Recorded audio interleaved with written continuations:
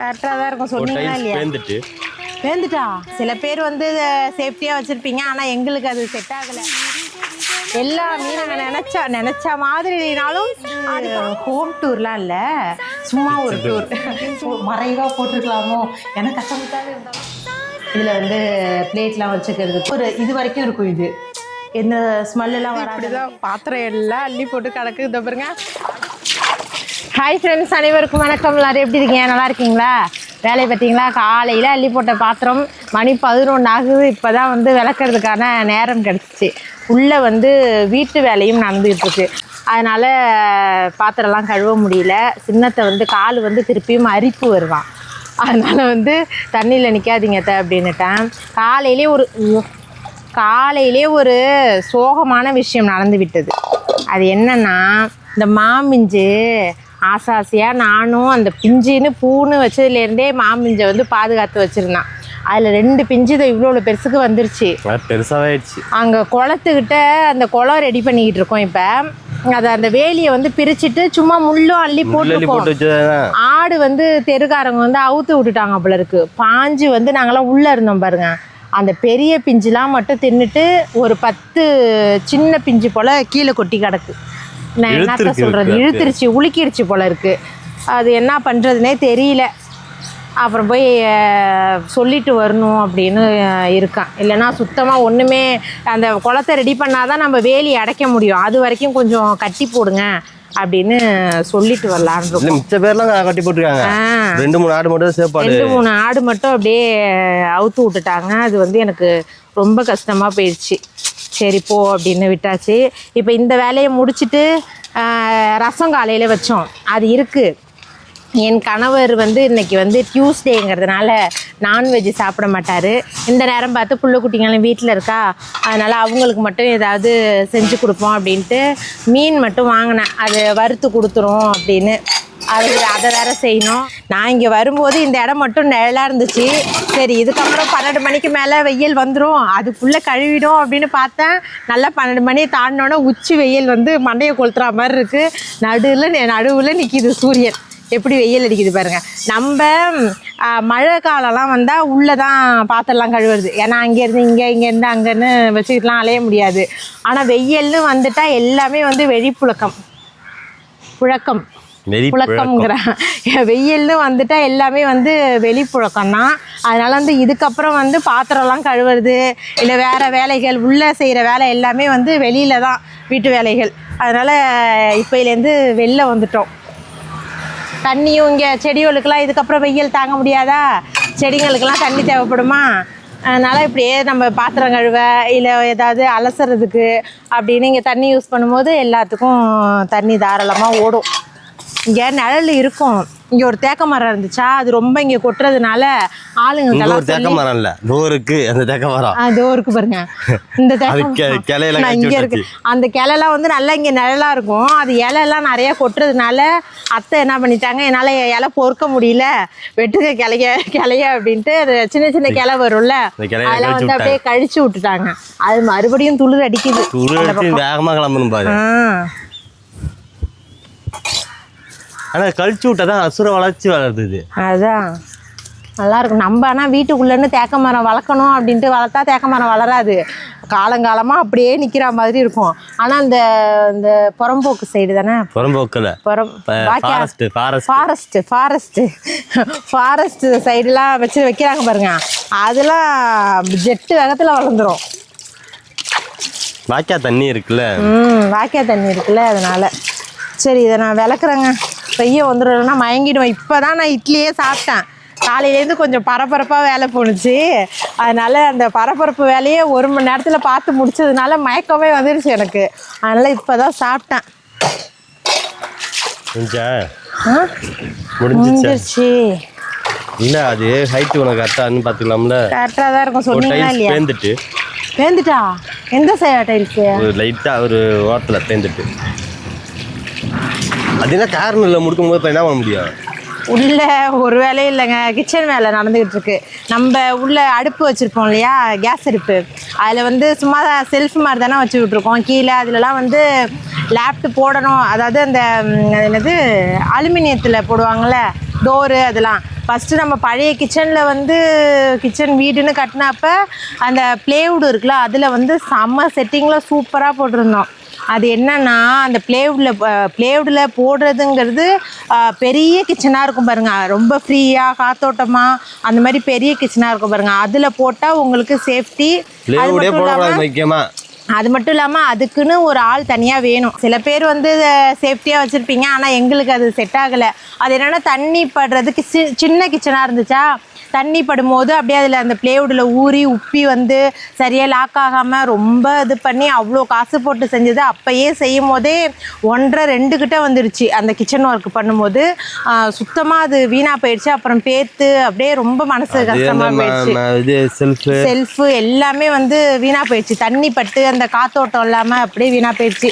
சரின்ட்டு அதை விட்டுட்டோமா. இப்போ இந்த கிச்சனில் வந்து ஒரு 2-3 மாதத்துக்கு முன்னாடி சொல்லியிருந்தோம் இந்த மாதிரி பண்ணணும் அப்படின்னு. அப்புறம் அந்த அண்ணன் தெரிஞ்சவங்க தான், சரி போட்டுடலாம், அந்த பொருள் வாங்கிறதுக்கு மட்டும் இப்போதைக்கு பைசா கொடுங்க அப்படின்னு சொல்லிட்டு வாங்கி நம்மளுக்கு இன்றைக்கி முந்தானேத்தி கால் பண்ணாங்க, டியூஸ்டே செவ்வாய்க்கிழமை அன்றைக்கி போட்டுடுறோம் அப்படின்னு. அதே போல் இன்றைக்கி வந்து போட்டுட்டாங்க. அது எனக்கு ரொம்பவே சந்தோஷம். ஆனால் என்ன, கொஞ்சம் கொஞ்சமாக அதுக்கான அமௌண்ட் வந்து நம்ம கொடுக்கணும்.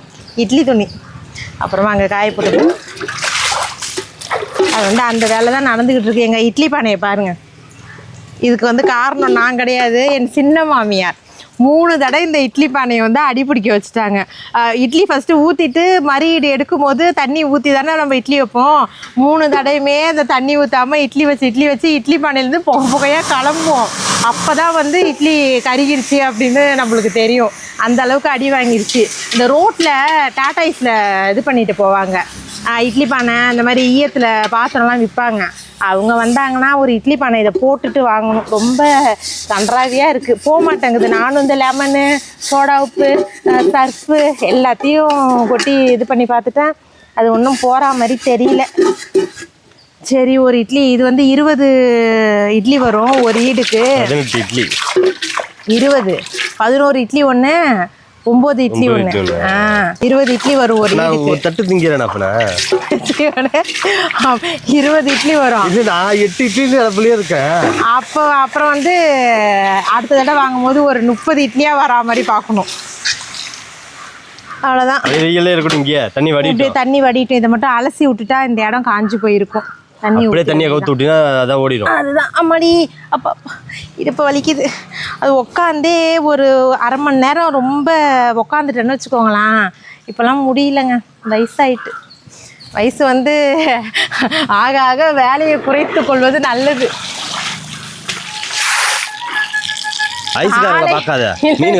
மீனுக்காரங்க தான் காலையிலேருந்து உட்காந்துருந்தேன். சரி புள்ளியும் வீட்டில் இருக்கே, ஏதாவது மீனுங்கன்னு வந்தால் பெரிய மீனாக வந்தால் வாங்கி வறுத்து கொடுப்போம், ரசம் இருக்குன்னு பார்த்தா இப்போ தான் வந்துச்சு. ஒரு மீன் கூட இல்லை. இப்போ தான் இந்த மொதகண்ட மீனுன்னு சொல்லுவாங்களா, அது வந்துச்சு. அதை வாங்கி வச்சுருக்கேன், இன்னும் ஃப்ரிட்ஜில் வச்சுருக்கேன், அதை க்ளீன் பண்ணல.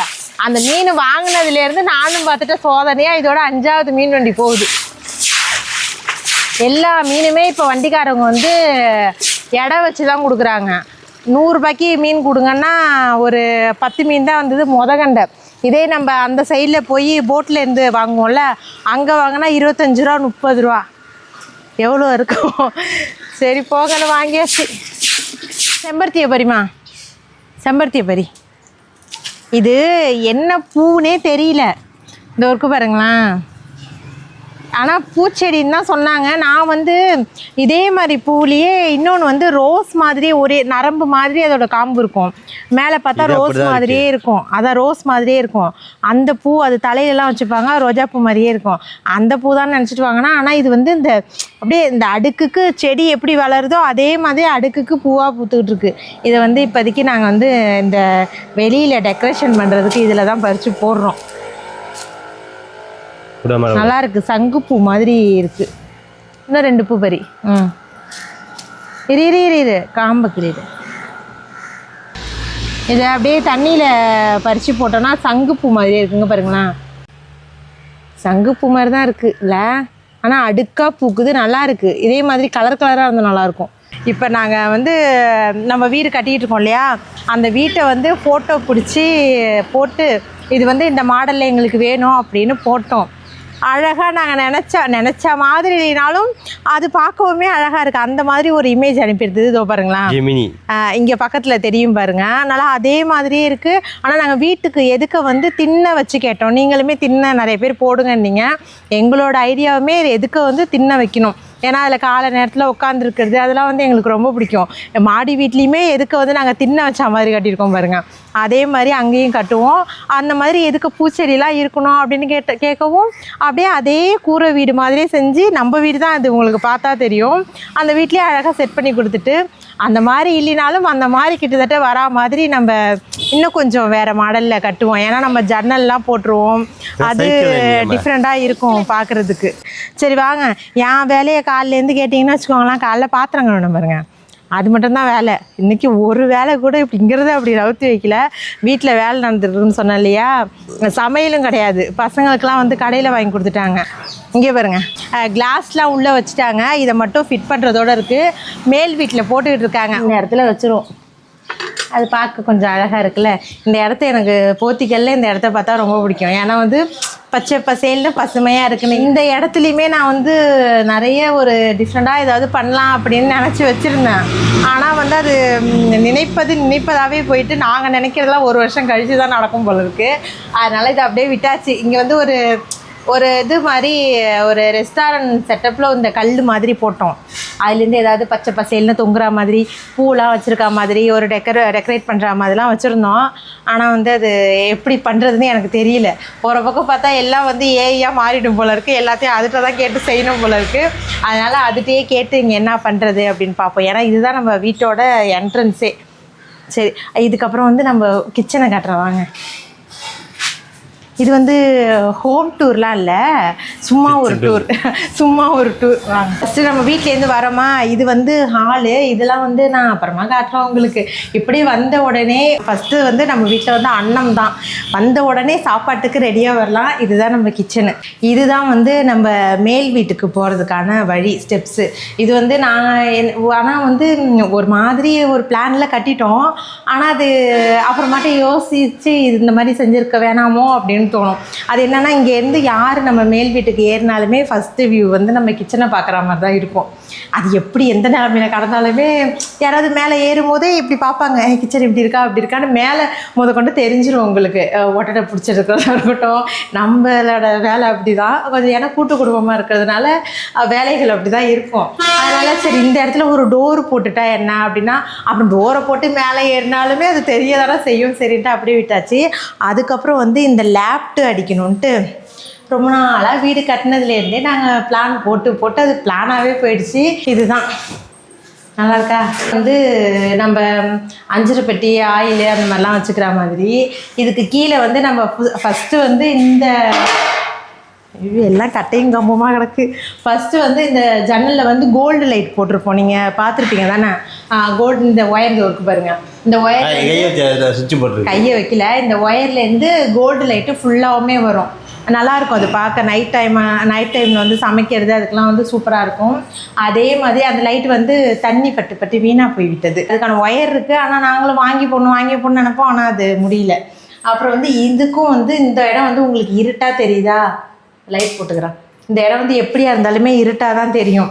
இதுலேயும் அந்த கோல்டு, நான் வந்து டியூப் லைட் இருக்குது கோல்டு கலரில், அதை வந்து இதில் வச்சு செட் பண்ணிடலாம் அப்படின்னு சொன்னதுக்கு இல்லை, அந்த மாதிரி அந்த ரோப்பாக இருக்கும்ல கோல்டு லைட்டு, அதே போட்டுடலாம் அப்படின்னு சொன்னாங்க. சரி அதுவுமே போட்டாலும் நல்லா தான் இருக்கும். இந்த ஜன்னல் கூட சேர்த்து இதை போட்டுடலாம் அப்படின்னு இருக்கோம். அப்படியே இங்கே பார்த்தீங்கன்னா, இங்கே நான் கிளாஸுன்னு சொல்லிட்டேன்.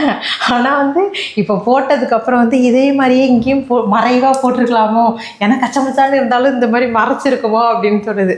சரி எப்படி இருந்தாலும் நம்ம மெயின்டைன் பண்ணால் எல்லாமே நல்லா தான் இருக்கும். எல்லாத்தையும் தூக்கி வெளியில் போட்டிருக்கேன், அது அப்புறமா காட்டுறேன். இந்த இடம் வந்து நம்ம கிளாஸ்லாம் வச்சுருப்போம்ல, ஜூஸ் கிளாஸு, இந்த கிளாஸ் பவுலு, அது ஏன்னா பசங்க இருக்கிற வீடு கொஞ்சம் பாதுகாப்பாக இருக்கணுன்ட்டு உள்ளே எடுத்துகிட்டு போய் வச்சுருவோம். யாராவது வந்துட்டா மட்டும் அந்த கிளாஸ் எடுத்துகிட்டு வர்றது, உள்ளே ஓடி போய் கெஸ்ட்டு யார் வந்தாலுமே அவங்கள தாண்டி ஓடி போய் கிளாஸ் எடுத்துகிட்டு வந்து அவங்களுக்கு ஜூஸ் ஊற்றி கொடுப்போம். அதனால் இங்கே வந்து நம்ம அந்த மாதிரி வச்சுட்டோன்னா அப்படியே இது பண்ணி கொடுத்துக்கலாம் அப்படின்னு இந்த கிளாஸ் வைக்க சொன்னது. அவ்வளோதான். அதுக்கப்புறம் வந்து நம்ம இந்த இடம்லாம் இந்த பாருங்கள், இது ஃபுல்லாகவுமே வந்து நம்மளுக்கு இப்போ வந்து ஃப்ரீயாகிட்டு. ஆனால் இது அடித்ததுக்கப்புறம் கிச்சன் வந்து எங்களுக்கு வந்து சின்னதாக இருக்கிற மாதிரி இருக்குது. இது ஓப்பனாக இருக்கவும் பெருசாக இருக்க மாதிரி இருந்துச்சு. இப்போ இதை அடித்தோன்னே சின்னதாக இருக்க மாதிரி இருக்குது. இதோ பாருங்க, இங்கெல்லாம் வந்து ஒரு 2 நாளுக்கு முன்னாடியே கீழெல்லாம் வந்து நல்லா தொடச்சி க்ளீன் பண்ணி வச்சுட்டேன். மிச்சம் இருக்கிறது வந்து இந்த லேப்ட்டு தான், இதை மட்டும் தான் க்ளீன் பண்ணணும். இங்கெல்லாம் தான் இருக்குது. இதை வந்து நான் மெயினாக கேட்டேன். ஒருக்கு பாரு, இதில் வந்து பிளேட்லாம் வச்சுக்கிறதுக்கு, அப்புறம் இது அதெல்லாம் கேட்டேன். இதெல்லாம் வந்து இப்போதைக்கு நம்மளால் அரேஞ்ச் பண்ண முடியாது. அதுக்கான ஒரு நேரம் ஒதுக்கி தான் நம்ம செய்ய முடியும். இந்த சிங்க்குக்கு கீழேயும் இந்த இருக்குது. இதில் தான் நான் ஒரு பெரிய வேலையை பார்த்து விட்டுட்டேன். இந்த பாருங்க என்ன பண்ணுறேன்னா, இதெல்லாம் நல்லா தேய்ச்சி கழுவிட்டேன். நல்லா தேய்ச்சி எல்லாத்தையும் போட்டு மாப் போட்டு தொடச்சி எல்லாத்தையும் சூப்பராக கழுவிட்டேன். இங்கே இருக்கு இல்லையா அந்த சிங்கோட அந்த இது வரும்ல, மவுத்து வந்து ஒரு ஓஸ் மாதிரி வரும்ல, அது வந்து இங்கே மவுத்தை நான் கழட்டிட்டு, ஓஸ் வந்து இவ்வளோ பெருசுக்கு தான், அந்த ஓஸை எடுத்துகிட்டு நல்லா க்ளீன் பண்ணி சூப்பராக தொடச்சி கிடச்சி பளிச்சுன்னு இங்கே வந்து ஒரு இது வரைக்கும் இருக்கும். இது எந்த ஸ்மெல்லாம் வராத அளவுக்கு இது வரைக்கும் கொடுத்துருப்பாங்க. இதை நல்லா நம்ம க்ளோஸ் பண்ணிவிட்டு வச்சிரும் அப்படின்ட்டு நல்லா க்ளீன் பண்ணிவிட்டு இதில் இப்படி ஃபிட் பண்ண பாருங்க. இதுக்குள்ளே விழுந்துருச்சு. இதுக்குள்ளே விழுந்து நம்ம எப்படி எடுக்க முடியும்? என் கையை நானும் காவியாவும் கையை இது உள்ளே விட்றோம், போகவே இல்லை. காவியா கையும் விட்றோம், சுத்தமாக போகலை. அப்புறம் குட்டி மாவியும் இதுக்கு உள்ளே விட்டு பார்க்குறோம், அதாலையும் எடுக்க முடியல. ஆனால் மவுத்து இவ்வளோ பெருசு தான், ஓஸுமே இவ்வளோ தான். ஆனால் எங்கேயும் போய் அடைக்காமல் இருந்தால் நல்லது. ஏன்னா வந்து இது பைப்பு உள்ளேயே போகுது, வெளியில் நாங்கள் வைக்கவே இல்லை. அதுதான் கொஞ்சம் பயமாக இருக்குது. அடைக்காமல் இருக்கணும். அதனால் அதிகபட்சம் முடிஞ்ச அளவுக்கு பசங்கள்கிட்ட சொல்லியிருக்கேன், எதுவுமே வந்து உள்ளே போட்டுறாதீங்க, அடைச்சிக்கும் அப்படின்னு. அவ்வளோதாங்க, இதோட இருக்குது. இதுக்கப்புறம் இங்கேயும் வந்து இந்த இது பாருங்க, இங்கெல்லாம் வந்து நம்ம அரிசி அந்த மாதிரி மிளகாத்தூள் அப்படிலாம் வந்து பெரிய பாத்திரத்தெல்லாம் இதில் வச்சு நம்ம இது பண்ணிக்கலாம். மாடிப்படிக்கு கீழே அங்கேயும் வந்து உங்களுக்கு நல்லா ஃபுல்லாகவுமே ஒரு ஆளே படுத்துக்கலாம், அந்தளவுக்கு அங்கே ஸ்பேஸ் இருக்கும். அவ்வளோதான். இதோட இங்கே வாங்கலாம், ஹாலுக்கு அழைச்சிட்டு போகிறேன். இங்கே வந்தீங்கன்னா இதுதான் நம்ம கீழ் வீட்டு ஹாலு. இங்கே வச்சுருக்கோம் பாருங்கள். இதில் தான் வந்து அந்த வெளியில் காட்டின இல்லையா கிளாஸ்லேயே சோட்கேஸு டோரு, அது வந்து இங்கே ஃபிட் பண்ணிடுவாங்க. இதுக்கப்புறம் வந்து இப்போ மேலே வந்து வேலை நடந்துகிட்ருக்கு. அது வந்து அப்புறம் இன்னொரு வீடியோவில் உங்களுக்கு காட்டுறேன். ஏன்னா இதெல்லாம் நம்ம அரேஞ்ச் பண்ணுறதுக்கே ஒரு நாள் ஃபுல்லாக ஆகிடும். திருப்பியும் பொங்கல் வேலை மாதிரி எல்லாத்தையும் போட்டு விளக்கி அதுக்கு ஸ்டிக்கர் ஒட்டி அதுக்கப்புறம் நம்ம எடுத்து வைக்கிறதுக்கே நாக்கு தள்ளிக்கிட்டு போயிடும். இப்போ அவங்களுக்கு டீ வந்திருக்கு, போய் ஊற்றி கொடுக்கணும். வாங்க, டீ அத்தை ஊற்றி கொடுத்துட்டாங்களாம். நமக்கு இன்றைக்கி டீ போடுறதுக்கு கூட வழி இல்லாமல் போயிடுச்சு. இந்தா குடியா, உனக்கு டீ வேணுமா?